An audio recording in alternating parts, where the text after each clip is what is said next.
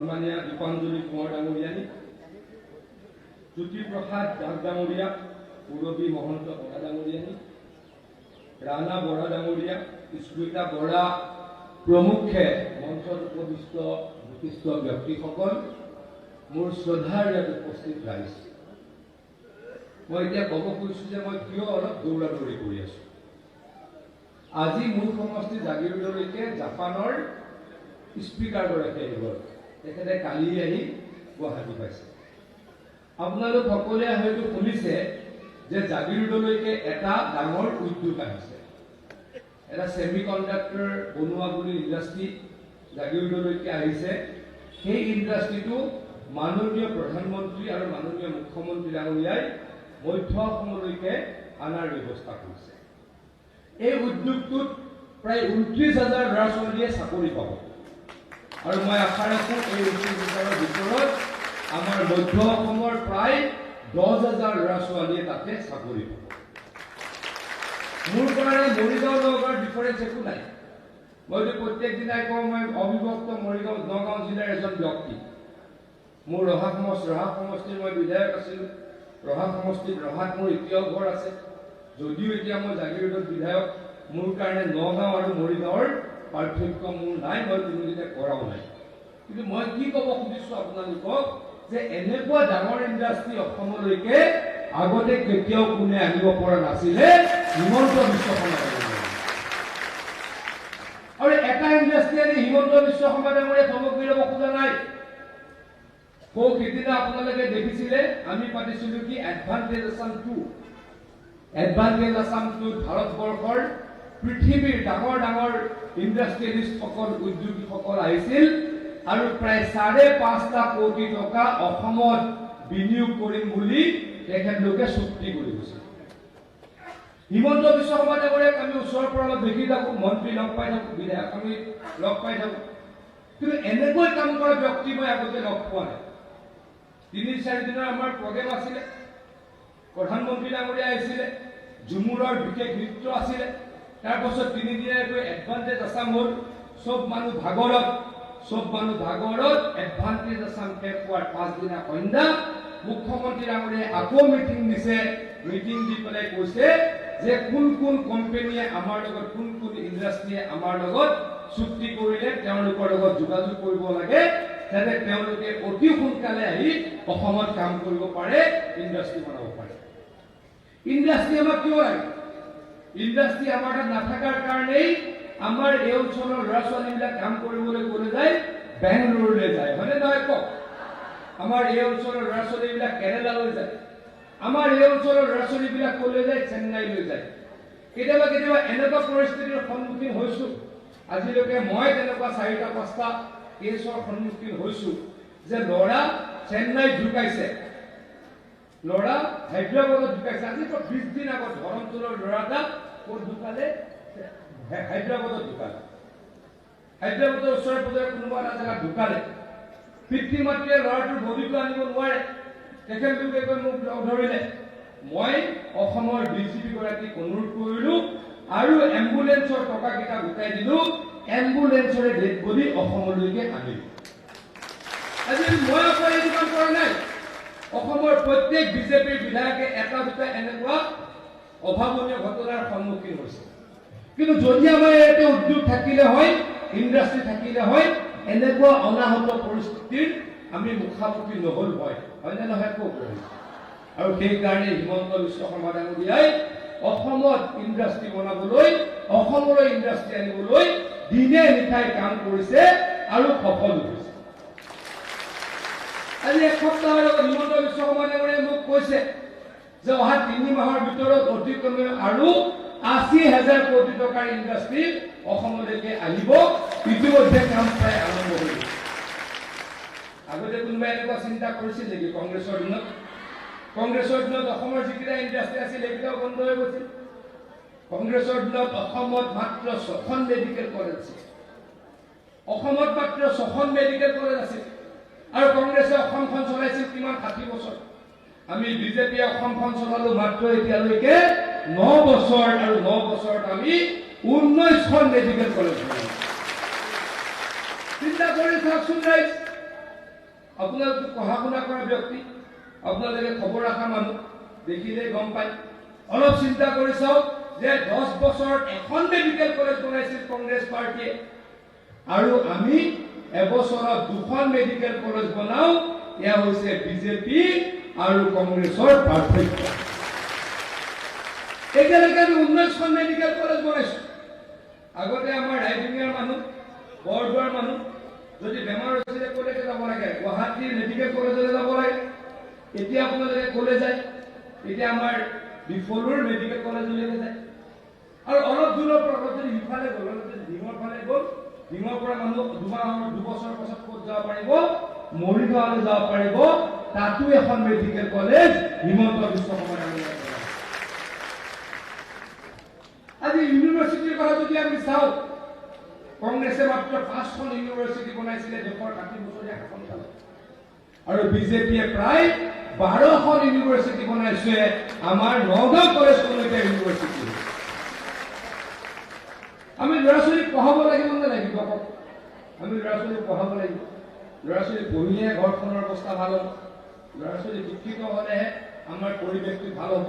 সামাজিক পৰিৱেশ, অৰ্থনৈতিক পৰিৱেশ সকলোখিনি ভাল হ'ব। কিন্তু যদি মেডিকেল কলেজে নাই, আমি ডক্টৰ ক'ৰ পৰা পঢ়াম? ইউনিভাৰ্চিটি যদি নাই, MA MSc ক'ৰ পৰা পঢ়াম? আগতে আমাৰ এই অঞ্চলৰ পৰা MA MSc পঢ়িবলৈ ক'লৈ যাব লগা হৈছিলে? গুৱাহাটীলৈ যাব লগা হৈছিলে বা তেজপুৰলৈ যাব লগা হৈছিলে। সকলো মানুহেতো ল'ৰা ছোৱালী তেজপুৰলৈ পঠাব নোৱাৰে, সকলো মানুহেতো ল'ৰা ছোৱালী গুৱাহাটীলৈ পঠাব নোৱাৰে। গতিকে চোকা ল'ৰাও টকাৰ অভাৱত MA MSc পঢ়িব নোৱাৰিছিলে। তাৰ কাৰণে হিমন্ত বিশ্ব শৰ্মা ডাঙৰীয়াই কি কৰিলে? আমাৰ মৰমৰ নগাঁও কলেজখনক ইউনিভাৰ্চিটি বনাইছে। অলপ আগলৈকে যাওক, যোৰহাটৰ JB কলেজক ইউনিভাৰ্চিটি বনালে, শিৱসাগৰ কলেজখনক ইউনিভাৰ্চিটি বনালে, লখিমপুৰৰ কলেজখনক ইউনিভাৰ্চিটি বনালে। আনকি লখিমপুৰ ডিষ্ট্ৰিক্টত 2খন ইউনিভাৰ্চিটি হ'ল। মাধৱদেৱ কলেজখনকো মুখ্যমন্ত্ৰী হিমন্ত বিশ্ব শৰ্মা ডাঙৰীয়াই বিশ্ববিদ্যালয় ইউনিভাৰ্চিটি বনালে। আগতে 5খন ইউনিভাৰ্চিটি আছিলে। MA MSc পঢ়িবলৈ ল'ৰা ছোৱালী বেছি চিট নাছিলে। এতিয়া ইউনিভাৰ্চিটি 15-16খন হ'ল। এতিয়া 1 লাখ ল'ৰা ছোৱালীয়ে অসমত MA MSc পঢ়িব পাৰে। এই কাম কোনে কৰিছে? বিজেপি আৰু AGPৰ মিত্ৰজোঁটৰ চৰকাৰে কৰিছে। আজি মই দুটা আপোনালোকক প্ৰশ্ন কৰিব খুজিছোঁ। আপোনালোকে এতিয়া বিজেপিৰ সভালৈ আহিছে, বিজেপি বেয়া নাপায়, বিজেপিৰ সভালৈ আহিছে। ৰূপক শৰ্মাৰ সমষ্টি নতুন, ৰূপক শৰ্মাই চাগে কিছু হ'লেও পাৰ্থক্য দেখাইছে আগৰ বিধায়কতকৈ। দেখাইছে নে নাই? দেখাবই। মই ৰূপক দা মোৰ লগত অতি সুসম্পৰ্ক, জ্যেষ্ঠ ভাতৃ। মই ৰূপক দাক বহুত ভালকে জানো। ৰূপক দাই দিনে ৰাতিয়ে সমষ্টিত থাকে, নিশ্চয়কৈ আপোনালোকে পাৰ্থক্যটো দেখা পাইছে। আৰু সেইকাৰণে হওক বা বিজেপি চৰকাৰক ভাল কৰাৰ কাৰণে আপোনালোকে আলোচনা আছে। তথাপিতো আপোনালোকক মই দুটা প্ৰশ্ন কৰিম। আপোনালোকে এগৰাকী দুগৰাকী ব্যক্তিয়ে কওক যে কি কেইটা কাম বিজেপি চৰকাৰে ভাল কৰি আছে কওক। কোনোবা এগৰাকীয়ে কওকচোন, কিয় বিজেপি চৰকাৰে ভাল কাম কৰিছে? আমাৰ কোন কিখন আঁচনি আপোনালোকে ভাল পাইছে কওক। অৰুণোদয় আৰু ৰাস্তা বদলি বান্ধৱ আৰু চাকৰি দিছে আৰু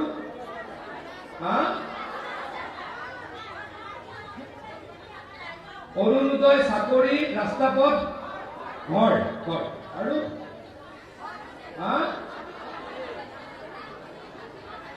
নামঘৰ বিলাকত 2 লাখ 3 লাখ টকা দিছো। এতিয়া চিন্তা কৰি চাওকচোন, ক'বলৈতো আৰু আছে আপোনালোকৰ। বিনামূলীয়া চাউল সকলোৱে পায়, আয়ুষ্মান কাৰ্ড সকলোৱে পায়। আয়ুষ্মান কাৰ্ড কংগ্ৰেছে দিছিল নেকি আপোনালোকে মোক কওক। মইতো ভাবো যে অৰুণোদয়তকৈ সকলোতকৈ গুৰুত্বপূৰ্ণ অৰুণোদয়, বিনামূলীয়া চাউল সকলোতকৈ গুৰুত্বপূৰ্ণ আমাৰ বস্তু যদি তাতকৈ আমাৰ আয়ুষ্মান কাৰ্ড, হয়নে নহয় কওক। আয়ুষ্মান কাৰ্ডখন থকাৰ কাৰণে আমি কি পাওঁ? 5 লাখ টকালৈকে পৰিয়ালকে বিনামূলীয়াকৈ বছৰত ট্ৰিটমেণ্ট পাওঁ। পাওঁনে নাপাওঁ কওক। আগতে আমাৰ গাঁওবিলাকত এনেকুৱা এটা পৰিৱেশ আছিলে যে কাৰোবাৰ যদি কেঞ্চাৰ ডিটেক্ট হৈছে, কাৰোবাৰ যদি কিডনি বেমাৰ হোৱা বুলি ডিটেক্ট হৈছে, কাৰোবাৰ যদি হাৰ্টৰ বেমাৰ হোৱা বুলি ডিটেক্ট হৈছে, তেতিয়া বহুত মানুহে হয় মাটি বেচিব লাগিছে, নহয় বিনা ট্ৰিটমেণ্টত ঢুকাব লাগিছে, হয়নে নহয় কওক। কিন্তু আজি সেই পৰিৱেশটো আছে? আজি সেই পৰিৱেশটো নাই। হিমন্ত বিশ্ব শৰ্মা ডাঙৰীয়াই অসমৰ প্ৰত্যেকটো পৰিয়ালক আয়ুষ্মান কাৰ্ড দিছে আৰু আমাৰ 5 লাখ টকাৰ ফিক্সড ডিপজিট আছে। বেমাৰ হলেও আমি ট্ৰিটমেণ্ট কৰিব পাৰো আৰু মৃত্যুৰ পৰা আমি হাত সাৰিব পাৰো, হয়নে নহয় কওক? আজি কংগ্ৰেছৰ বিনামূলীয়া চাউল দিছিল নেকি আপোনালোকে কওক? কংগ্ৰেছৰ বিনামূলীয়া চাউল দিয়া নাছিলে। কংগ্ৰেছৰ 3 টকা দামত চাউল কিনিয়ে ল'ব লগা হৈছিলে। এই যে বাহিৰৰ দুগৰাকীয়ে কৈছে ঘৰ পাইছো, কংগ্ৰেছৰ ঘৰ পাইছিল। মই স্বীকাৰ নকৰো কংগ্ৰেছৰ ঘৰ পাইছিল, কিন্তু কংগ্ৰেছৰ ঘৰবিলাক কোনে বনাইছিলে কওক? কংগ্ৰেছৰ ঘৰবিলাক কোনে বনাইছিল? ঠিকাদাৰে বনাইছিল। ঠিকাদাৰে 10,000 টকা ধাৰ খাইছিল। আৰু সেইখিনি সময়ত কোনে বাছনি কোনে কৰিছিল? MLA কৰিছিল, BDA কৰিছিল, JA কৰিছিল আৰু পঞ্চায়তৰ সভাপতিয়ে কৰিছিল, হয়নে নহয়? তাৰমানে ৭৫,০০০ টকাৰ ঘৰটোত গৈ কিমান লাগিছিল? খুব বেছি ৪০,০০০ টকা, হয়নে নহয় কওক? বহু ঠাইত কি আছিলে? ঘৰটো আধা বনোৱা হৈ পৰি থাকিলে। বহু ঠাইত আধা বনোৱা হৈ ঘৰটো পৰি থাকিলে, কাৰণ এইটো কংগ্ৰেছৰ চৰকাৰ দিনৰ ঘৰ আছিল। আজি এতিয়া আধা বনোৱা ঘৰ ক'ৰবাত আছে নেকি আপোনালোকে মোক কওক? এতিয়া ঘৰ কোনে বনায়? এতিয়া গৰাকীয়ে বনায়, হয়নে? যোনে ঘৰ পায় গৰাকীয়ে বনায় আৰু ১.৫ লাখ টকাৰ লগত আৰু ৫০,০০০ টকা যোগ দিয়ে আকৌ ধুনীয়া এটা ঘৰ হয়, হয়নে নহয় কওক? মই আপোনালোকক বুকুদাত কৰি সুধি আছো, নহয় বুলি কৈ দিব। যদি আপুনি কৈ দিয়ক, আপোনালোকে কৈ দিয়ক, আপুনি মিছা কথা কৈ দিয়ে। মই মিছা কথা কৈছো নেকি? এতিয়ালৈকে কোৱা নাই, কোনে কৈ দিব? আজি অসমৰ ৩৮টা পৰিয়ালক আমি অৰুণোদয় দিবলৈকে গৈ আছো। কংগ্ৰেছে ভাবিছিল এবাৰ সূতা কম্বল ধুতি লুঙি বাদ দি কংগ্ৰেছে ভাবিছিল এতিয়া আমি অৰুণোদয় দিওঁ। কংগ্ৰেছ চকুচৰাবিলাকে কি কয়? অৰুণোদয় আমাৰ চৰকাৰ আহিলে বন্ধ কৰি দিব। কংগ্ৰেছৰ চৰকাৰ আহিব অসমত কেতিয়াবা? অদূৰ ভৱিষ্যতে কংগ্ৰেছৰ চৰকাৰ আহিব নেকি কওক? ২৬ চনততো নাহে, তাৰ পাছতো আহিব নেকি কওক? অসমত ১২৬টা বিধানসভাৰ সমষ্টি আছে। এই ১২৬টা লোকসভা নিৰ্বাচনৰ ৩টা সমষ্টিত কংগ্ৰেছ জিকিলে। আমি 11টা সমষ্টিত জিকিম। এই যদি 11টা সমষ্টিত আমি বিধানসভা কেন্দ্ৰিক হিচাপ কৰো, আমি ৯৩টা সমষ্টিত আমাৰ মিত্ৰজোঁটে জিকিছিলো আৰু আমাক মাত্ৰ ৬৪টাহে লাগে চৰকাৰ বনাবলৈ। অসমত কোনোবা দলে চৰকাৰ বনাবলৈ মাত্ৰ কিমানটা লাগে? ৬৪টা চিট লাগে। আৰু বিজেপি, AGP, UPPA, লাভা যৌথ মঞ্চ, গণশক্তি আমি কিমান চিটত জিকিলো? ৯৩টা চিটত জিকিলো। গতিকে আমাৰ অসমৰ ৰাইজৰ আশীৰ্বাদ আছে, আমাৰ গৌৰৱ হোৱা। আৰু ৰাস্তা পথৰ অৱস্থা কওকচোন। আগতে মই এফালে বহুত আহিছো, মইতো ইয়াতে ডাঙৰ দীঘল হৈ এফালে বহুত আহিছো। ৰাস্তা কিমান ভাল হৈ গ'ল? গলিয়ে ৰাস্তা হয়নে নহয় কওক? গলিয়ে ৰাস্তা হয়নে নহয় কওক? এতিয়া ৰাস্তাৰ কাৰণে MLA কোনটো ৰাস্তাৰ কাৰণে কয়? এই বাৰীলৈ যোৱা ৰাস্তাটো, হয়নে নহয় কওক? গৰু দিবলৈ যোৱা ৰাস্তাটো পকা কৰি দিব লাগে, হয়নে? এইখন অসমত সেইটো পৰিৱেশ হ'ল। সেইটো পৰিৱেশ কোনে কৰিছে? বিজেপিৰ চৰকাৰে কৰিছে, হিমন্ত বিশ্ব শৰ্মা ডাঙৰীয়াই। আজি এগৰাকী বাইদেৱে ক'লে চাকৰি দিছে। আমাৰ এই অঞ্চলত কোনোবাই চাকৰি পাইছে নে? পাইছেনে? এতিয়া মোক এটা কথা কওকচোন, যিকেইটা ল'ৰাই চাকৰি পাইছে, যিকেইজনী ছোৱালীয়ে চাকৰি পাইছে, তেওঁলোকৰ ঘৰকেইটা দেখিলে এনেকুৱা লাগে নেকি যে এওঁলোকে 10 লাখ টকা 5 লাখ টকা দি কিনিব পাৰে চাকৰি? তেনেকুৱা লাগে নেকি কওক? আৰু ল'ৰাকেইটাক আপোনালোকে চিনি পায়, ছোৱালীকেইজনীক আপোনালোকে চিনি পায়, তেওঁলোক নিশ্চয়কৈ চোকা, হয়নে নহয় কওক? গতিকে এইখন চৰকাৰে ১.৫ লাখ ল'ৰা ছোৱালীক চাকৰি দিছে, যোন চোকা, যোন মেধাৱী, কোনো টকা নাই, কোনো পইচা নাই, কোনো দুৰ্নীতি নাই আৰু কেতিয়াও হ'ব লাগিব। আজি কংগ্ৰেছ চৰকাৰটোক APSC চাকৰিৰ কাৰণে ৭০ লাখ টকা দিব লগা হৈছিল। আমাৰ গাঁৱৰ ল'ৰা ছোৱালী APSC চাকৰি এতিয়া নাপায়, টাউনৰ ল'ৰা ছোৱালীয়ে পায়, কাৰণ টাউনত ধনী মানুহ থাকে। যিকেইটা চোকা ল'ৰা ছোৱালীয়ে চাকৰি পাইছিল তেওঁলোকে এতিয়া লাজ পায়। এতিয়াও কেইটামান চোকা ল'ৰা যাক নাম্বাৰ কাটিব নোৱাৰে, যাৰ মাৰ্কছ কাটিব নোৱাৰে, ৰাকেশ পালৰ দিনত তেওঁলোকে চাকৰি পাইছিল, তেওঁলোকেও লাজ পায়, কাৰণ তেওঁলোকে কোনোবাই কয় এইটো ৰাকেশ পালৰ দিনৰ চাকৰি। এই ৰাকেশ পালক নিযুক্তি কোনে দিছিল? ৰাকেশ পালক অন্যায়ভাৱে নিযুক্তি দিছিলে সেইখিনি সময়ৰ মুখ্যমন্ত্ৰী তৰুণ গগৈ ডাঙৰীয়াই কংগ্ৰেছ দল। বিপ্লৱ শৰ্মাৰ প্ৰতিবেদনত কোৱা হৈছে যে অসমীয়া ছোৱালীয়ে APSC চাকৰিৰ কাৰণে সতীত্ব দিব লগা হৰণ কৰিব লগা হৈছে অসমীয়া ছোৱালী সতীত্ব হৰণ হৈছে মানে কংগ্ৰেছৰ যেনেকুৱা হৈছিল আজি কোনোবাই ক'ব পাৰিব যে কোনোবা কংগ্ৰেছৰ কোনোবা বিজেপি মন্ত্ৰী বিধায়কৰ ঘৰৰে ACSৰ চাকৰি পাইছে আজি কোনোবাই ক'ব পাৰিব ৰূপক শৰ্মাৰ ঘৰৰ ল'ৰা ছোৱালীয়ে কোনোবাই চাকৰি পাইছে কোনোবাই ক'ব পাৰিব পীযুষ হাজৰিকাৰ ঘৰৰ ল'ৰা ছোৱালীয়ে কোনোবাই চাকৰি পাইছে যদি কোনোবা মন্ত্ৰী MLA ল'ৰা ছোৱালীয়ে চাকৰিও পায় তাৰ মাৰ্কশ্বিটখন চাব সেইখন চোকা হ'ব লাগিব কিন্তু কংগ্ৰেছৰ যদি অৱস্থা নাছিল প্ৰত্যেকবাৰে ACSৰ চাকৰি ৰিজাল্ট ওলাই APSৰ চাকৰি ৰিজাল্ট ওলাই হয় কেতিয়াবা নীলমণি সেনেকা লৰাই পায় হয় কোনোবা বেলেগৰ লৰাই পায় আৰু কি হয় পাছত প্ৰমাণ হয় তেওঁলোকৰ ল'ৰা ছোৱালী চোকা নহয় তেওঁলোকে বক্ৰ পথৰে বেকা পথৰে চাকৰি লৈছিল আৰু চাকৰিটা গুচি গ'ল আজি তেনেকুৱা পৰিৱেশ হৈছে নেকি কওক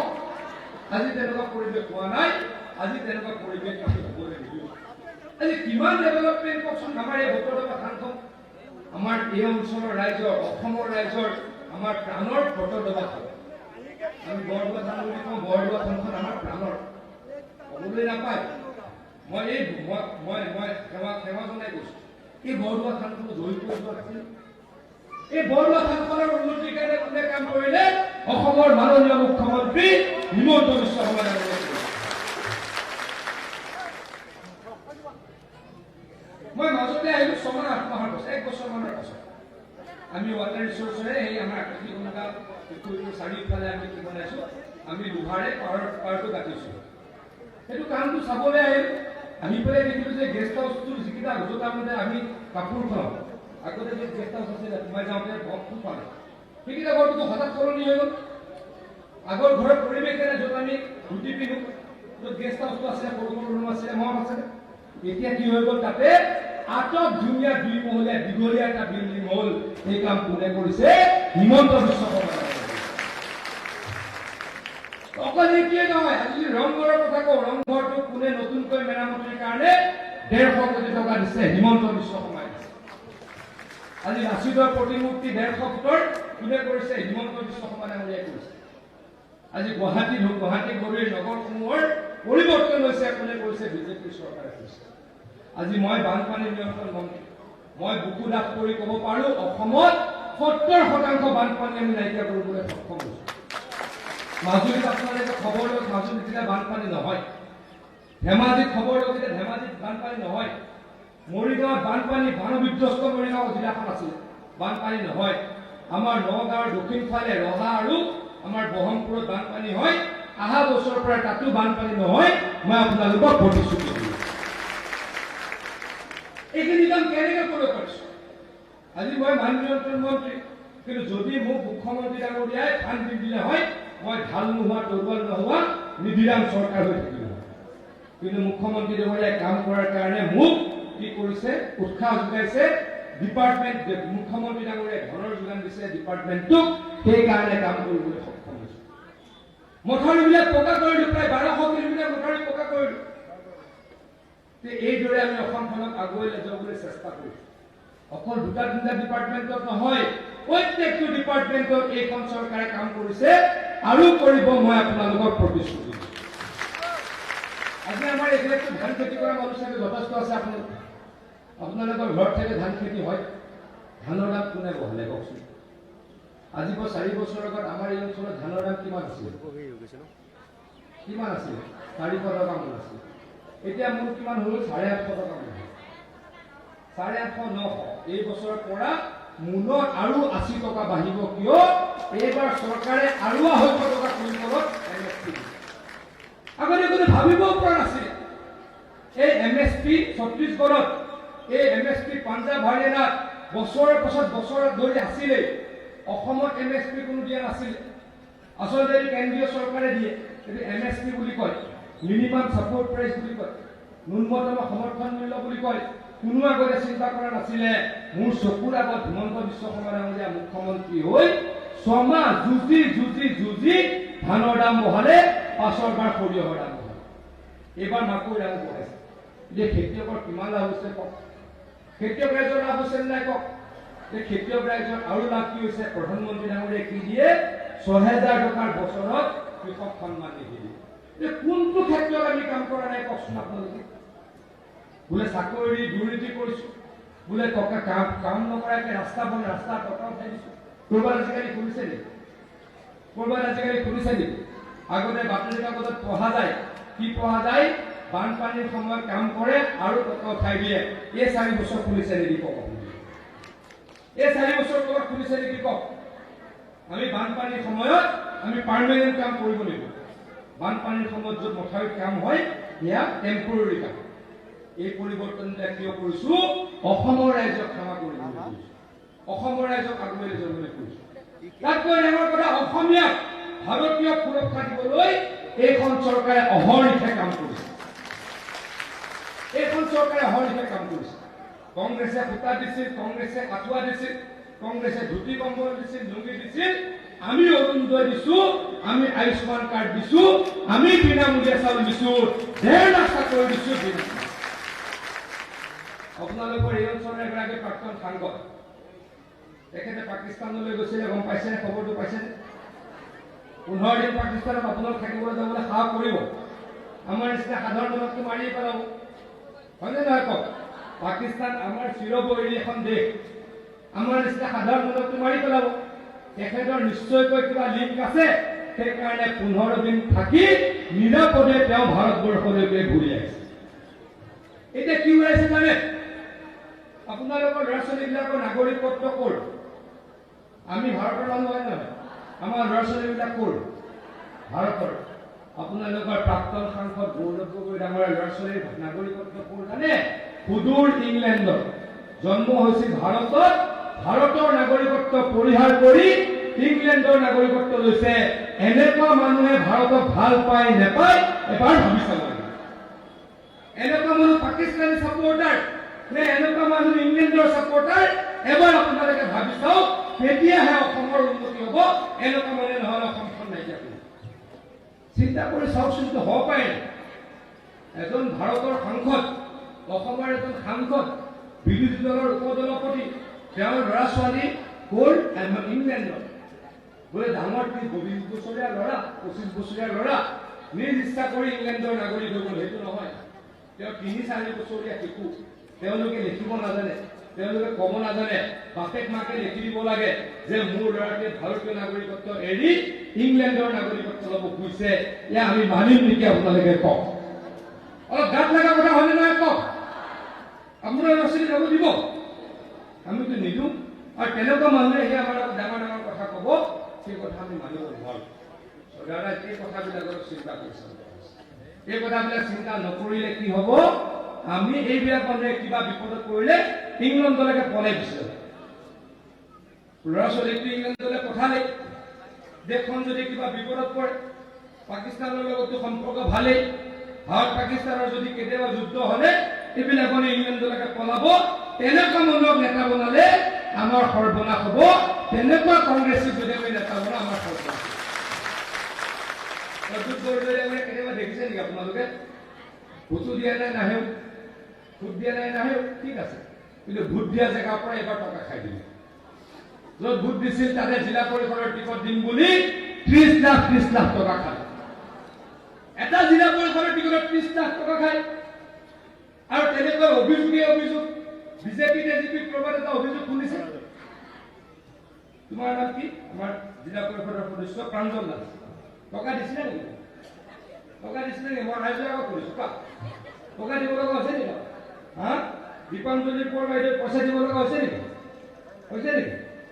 জ্যোতি প্ৰসাদ দাসে দিব লগা হৈছে নেকি নাই ৰবি মহন্ত পৰা দিব লগা হৈছে নেকি নাই ৰাণা বৰা কাৰোবাক 1 টকা দিব লগা হৈছে নেকি টিকটৰ কাৰণে স্মিতা বৰা 1 টকা দিব লগা হৈছে নেকি টিকটৰ কাৰণে আমি সেই কাম নকৰোঁ কাৰণ আমি দুৰ্নীতিৰ লাইচেন্স তেওঁলোকক নিদিওঁ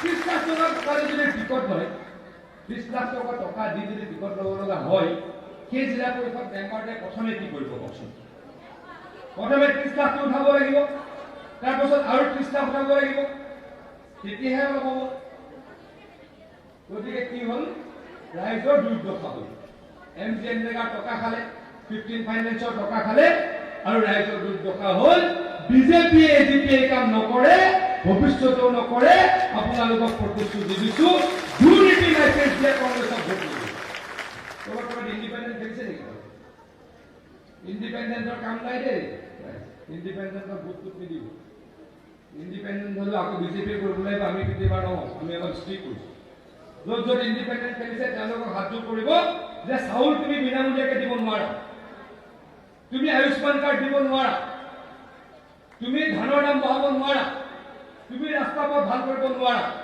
গতিকে তেওঁলোকক ক'ব হাতযোৰ কৰিছোঁ দাদা আমাৰ ঘৰত যোৱা মই আৰু দীঘলকৈ নকওঁ এটা কথা আপোনালোকক ক'ব খুজিছোঁ আপোনালোকে জানেনে লাইটৰ বিল কমি গ'ল এতিয়া লাইটৰ বিল কমি গ'ল নে নাই গম পাইছেনে যোৱা 1 এপ্ৰিল তাৰিখৰ পৰা 1 ইউনিট লাইটত গাড়ী ইলেক্ট্ৰিচিটিত মুখ্যমন্ত্ৰী ডাঙৰীয়ে 1 টকাকৈ কমালে আৰু 1 টকা কমাবলৈ তেখেতে চেষ্টা কৰিব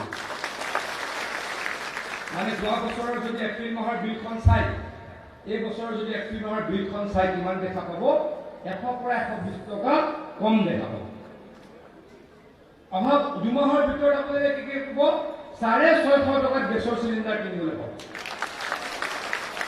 আৰু উজালা গেছ কাৰ কাৰ আছে কওক উজালা গেছ কাৰ কাৰ আছে উজালা গেছে মেক্সিমাম উজালা গেছে আছে উজালা গেছৰ কানেকশ্যন থাকিলে কিমানত কিনিব পাব 250 টকা এইখিনি হিচাপ ৰাইজে কৰা যায় চেনি কিমান টকা কিনিবলৈ পাব 2 মাহ পাছত চেনি কিমান টকাত 25 টকা কম দাইল কিমান 25 টকা কম নিমখ কিমান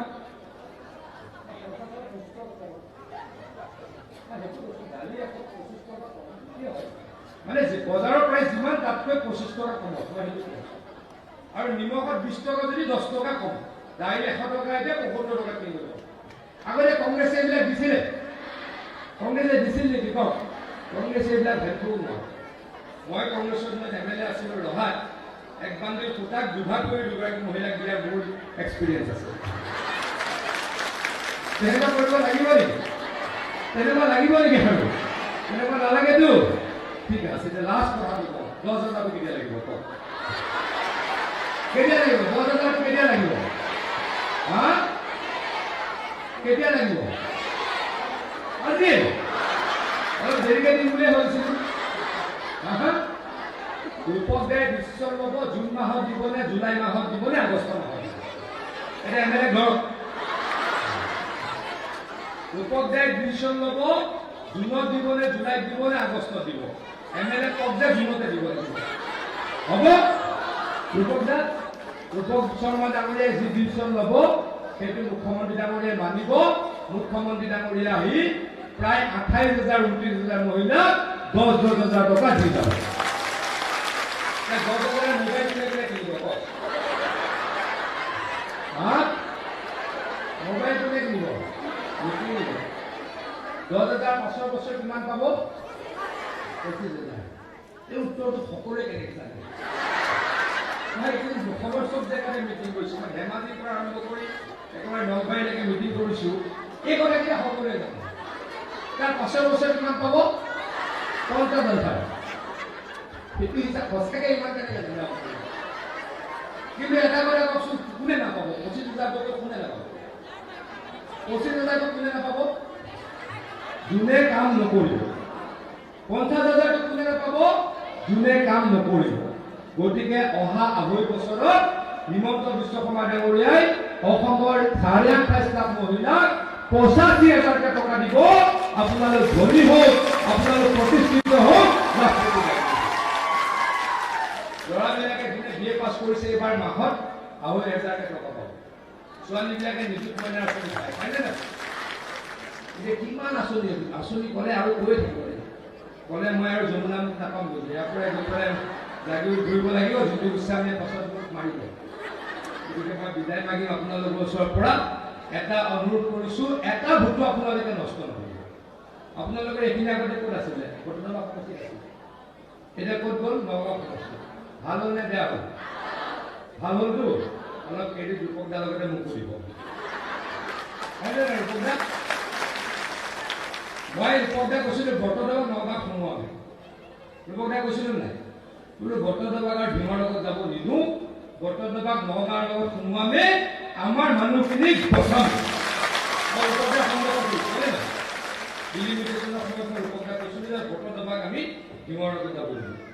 আৰু নিদিলো কাৰণ আপোনালোকৰ প্ৰতি থকা মৰমৰ কাৰণে, আপোনালোকৰ প্ৰতি থকা শ্ৰদ্ধা ভক্তিৰ কাৰণে। আৰু দীঘল কৰি নকওঁ, ৰূপকদা খুব ভাল বিধায়ক, মই কাজিয়া লাগিব কাজিয়া লাগিব। মই পাৰ্লিয়ামেণ্টাৰী এফেয়াৰ্ছ মিনিষ্টাৰ আছিলোঁ, এতিয়া নাই। তথাপিতো পাৰ্লিয়ামেণ্ট আমাৰ এছেম্বলিত আমি কেইটা মিলি চলাওঁ। ৰূপকদা আমাৰ বিজেপিৰ ছেক্ৰেটাৰী, ৰূপকদা থাকিব লাগে। ৰূপকদাকে আধা ঘণ্টা দেৰিকে, কিয় দেৰিকে পাই জানে? কোনো ফাংফুং কৰি ফুৰে। নগাঁৱত মিটিং ইমান কৰে, গুৱাহাটীত গৈ দেৰিকে পাই। মই সদায় কৈ যাওঁ, হয়নে নহয় কওঁ? হয়নে নহয় কওঁ? এনেকুৱা বিধায়ক কিন্তু ৰাইজক লাগে, এনেকুৱা বিধায়ক ৰাইজক লাগে। এনেকুৱা বিধায়কক আৰু সহায় কৰিব। এজন প্ৰাৰ্থী ভোট দিলে এনেকুৱা বিধায়ক আৰু শক্তিশালী হ'ব। হিমন্ত বিশ্ব শৰ্মা ডাঙৰীয়া শক্তিশালী হ'ব, নৰেন্দ্ৰ মোদী ডাঙৰীয়া শক্তিশালী। মই বিগতকৈ নকওঁ, গোটেইকেইজন আহকচোন। আমাৰ কেন্দ্ৰীয় প্ৰাঞ্জল আহা, দীপাঞ্জলি আহা, বাইদেউ হওক, জ্যোতিপ্ৰসাদ, কৰবী, মহন্ত, ৰাণা বৰা, স্মিতা, চবে সেৱা এটা লওক। চবে সেৱা এটা লওক, সেৱা এটা লওক। চবে এটা সেৱা লওক আৰু ৰাইজে মহিলাসকলে উৰুলি দি এটা আশীৰ্বাদ দিয়ক। উৰুলি দিয়ক।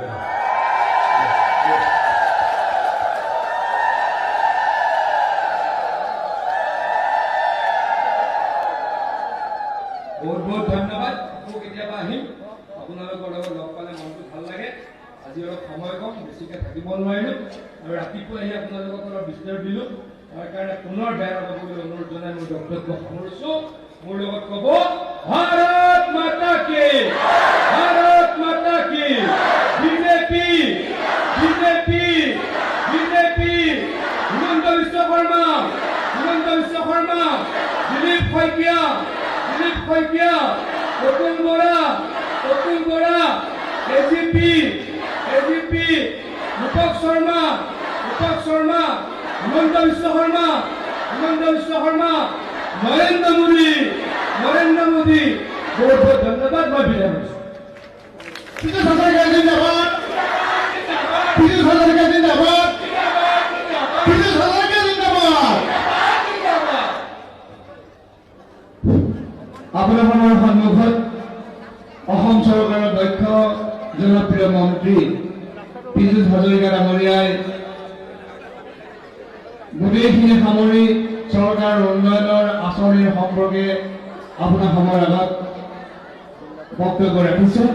আমি সকলো ৰাইজকে বহিবৰ বাবে অনুৰোধ জনাইছো। আমাৰ মিটিং শেষ হোৱা নাই। আমাৰ জনপ্ৰিয় বিধায়ক ৰূপক শৰ্মা ডাঙৰীয়া আছে, বক্তব্য ৰাখিব। গতিকে আমি সকলোকে ধৈৰ্য ধৰি বহিবৰ বাবে অনুৰোধ জনাইছো।